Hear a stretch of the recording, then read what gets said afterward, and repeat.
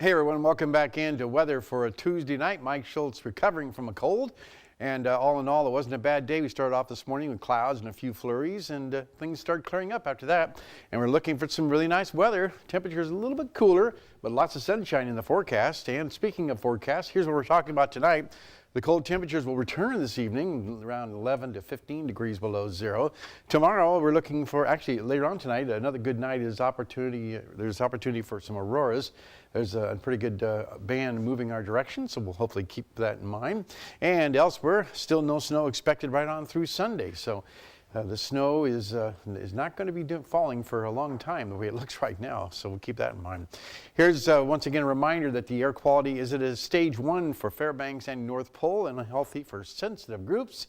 And our satellite and radar is showing a lot of energy moving in from the west coast, but it's just kind of hitting that big high pressure ridge and just being reflected back.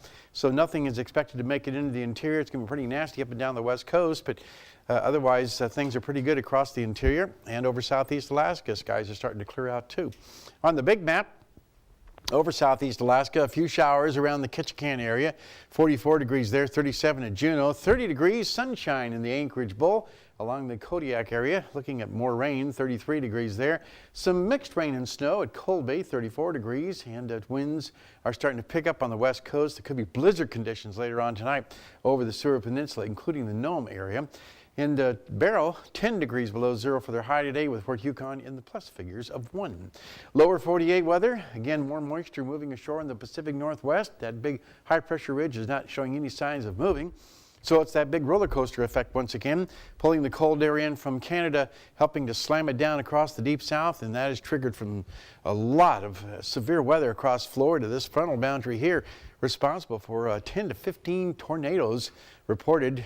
Fortunately, no fatalities, but a lot of property damage, as you can well imagine. And that system is moving rapidly out to the east. Now, the west coast is getting ready for a new onslaught of rain and snow. Heavy rain expected from the Pacific Northwest all the way down to the Bay Area, and then more rain across the Southern California areas too. And more snow in the Sierra Nevada is something they need for their drought they've been going through. The overall outlook on the jet stream are way up to the north. Not a whole lot of movement to it, so no real major storms to talk about, and continue warm across the deep south. Our weather fact for today, very interesting. In 1903, Pokegama, Minnesota. During a cold snap, the temperature there plunged to 59 degrees below zero. That's pretty darn cold. That may be one of the coldest temperatures ever recorded in the lower 48. We definitely top them here, that's for sure. Again, thanks to Mount McKinley Bank for sponsoring our kids' weather every night. And speaking of the kids, they'll be back with us next week from Wood River Elementary School. Here's your forecast for tomorrow for the northern sections. More blowing snow in the Barrow area. Heavy snow in Nome, 4 to 6 inches is possible there, with sunny skies at Fort Yukon, so a real wide variety of weather. In the interior, beautiful weather, lots of sunshine for all areas with temperatures above normal for this time of year. 24 degrees at Healy for the warmest temperature.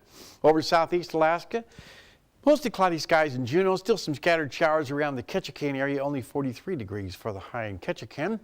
And over the southwest part of the state, snow showers are expected for Cold Bay. Snow should be ending in Bethel, and periods of rain are expected at Kodiak. And down across the interior sections, the south central sections, widespread sunshine will cover the entire area from Anchorage to Homer to Valdez, and temperatures very comfortable, a little cooler in the Valdez region. Here's your numbers out the airport right now. 14 degrees after a high of 17. The low last night 4 below. The record high in 1947. 44 degrees that day, but 47 below in 1915. And the sunrise and sunset 8 hours and 37 minutes. A gain of 7 minutes from yesterday. Now our forecast for tonight, a chilly night with mostly clear skies, 11 below, colder in the low-lying areas, warmer the higher up you go because of the inversion going on. And over the south central sections, or the interior sections tomorrow, I'm saying, expected to be temperatures around 14 to 20 degrees, depending where you're at, with lots of sunshine. The extended forecast, as you can see, temperatures cooling down a little bit on Thursday, but then slowly warming back up by the weekend. Again, no snow in the forecast, and overnight lows will also continue to be quite chilly, 15 below for Friday night, and then slow warm up to 5 below by Sunday night. And our photograph tonight, this was sent in by Jim Lund, Fog and Mount Denali, because you can see, if you look really hard, about 11 o'clock of that wisp of smoke coming up, there's the big one in the distance there. with the fog in the valley. A nice photograph. And again, as always, if you have a photograph to share, send it to photos@ktvf11.com.